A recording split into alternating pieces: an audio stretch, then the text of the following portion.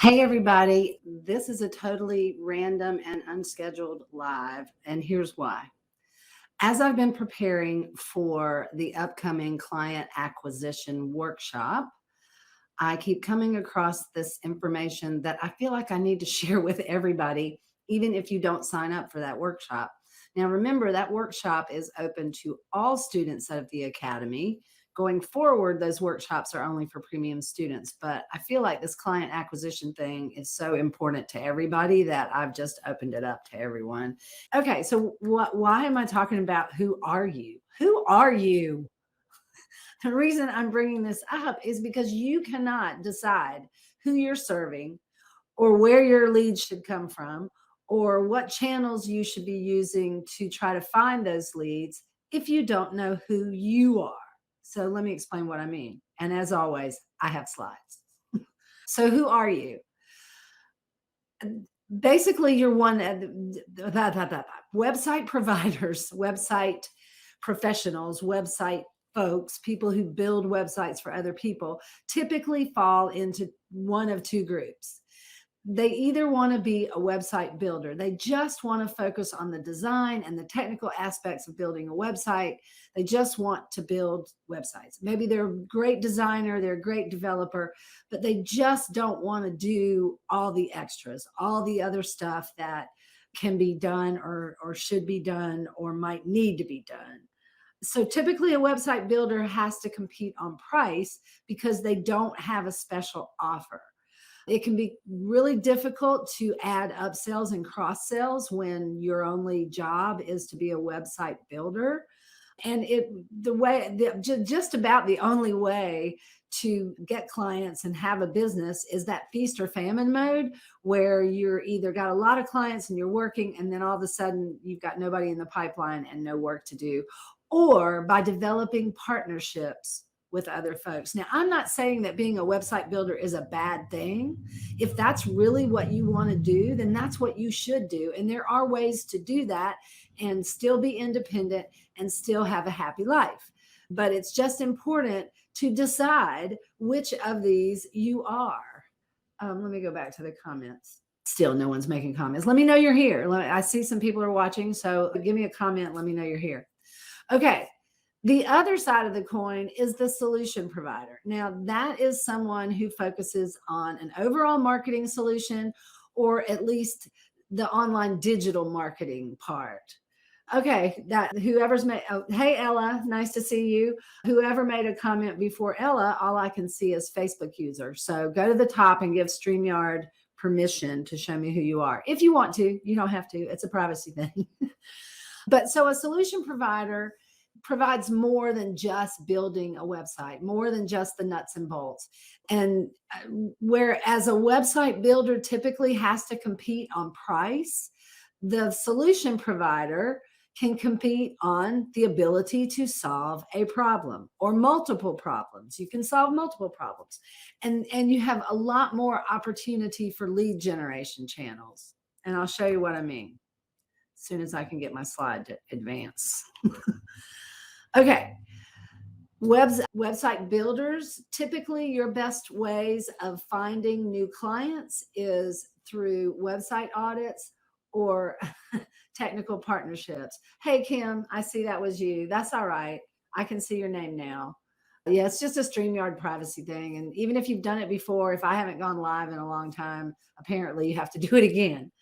So you can be a website builder. That is perfectly fine. And one really good way to find clients, if you want to just be a website builder, is website audits, because then you can find out what is technically wrong with their website and then offer to fix it. Or by establishing technical partnerships. And by that, I mean hooking up with a marketing agency that maybe doesn't do websites and they need a provider to do that for them, or other technical partnerships. Maybe you have a friend or a colleague who is a super duper SEO person, but they need somebody to actually build the website. So there are those kinds of partnerships. But now with solution providers, you have tons more options. You can still do website audits. You can still do technical partnerships. One of my favorite things is speaking locally at networking groups, Or I'm fortunate that I live near a university, so they're always having programs for startups and entrepreneurs. And so you can offer to go and give some advice and setting yourself up as an expert, as somebody to answer their questions. For example, if all you did was explain to folks out there that they need the trifecta, that they need a website, they need a Google My Business listing, and they need social media, and you explain how those three things work together, you think everybody understands that because it's like our day to day, but they don't. They don't get it. So sometimes just even teaching them the most, what you would consider the most basic thing about what they need to know about their website and about their online presence is golden to them. And they will then begin to see you as an expert, especially if they see you speaking at more than one event locally. And they don't have to be local, they can be online virtual events. That's a little harder to do than doing it locally. But some other ways are trade shows. This is where you might find your potential client once you've decided who you are. Our trade shows, farmers markets. I'll explain more about that in the workshop. That was a tip given to me by another expert, and I thought it was brilliant, and I will explain more about that in the workshop. There's networking groups like BNI or networking events. I know sometimes around here they do what's called speed dating for businesses, where you just go from table to table and you just talk to each other for just a few minutes and then move to the next table. So there's all kinds of things like that you can, once things open back up in your community, that you can do to find these leads once you figure out who you are. There's content marketing that takes a lot longer, but it does work for people. I know Kyle Van Dusen from the Admin Bar gets a lot of his leads from his website, and he has a whole process in place by which he nurtures those people. You can do promoted content, social media, case studies, podcasts, go on a podcast tour and talk on podcasts, but it would need to be podcasts, not podcasts for digital marketers, podcasts for the niche that you are hoping to serve. And we will talk more. I'm going to be going live several times. I'm actually going to try to go live every day from now until we have our workshop on the 31st.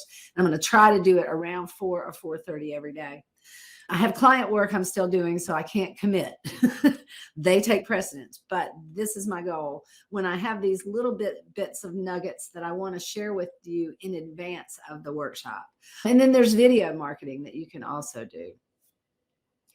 Now, when you position yourself as a professional and you give yourself the proper title, like solution provider or digital agency or web development specialist or web advisor, project manager, business analyst, website analyst, it doesn't matter. Just don't call yourself a freelancer. Don't call yourself a developer. I know, we know what developer means, okay? We know that developer is a high-end skill, but everyone's calling themselves a developer. So if you just call yourself a website developer, then you get kind of lumped in with the same freelancing group, and clients are afraid, because they've been burned before in most cases. But when you position yourself as a professional instead of just a website builder, again, there's nothing wrong with being a website builder if that's what you really want to do.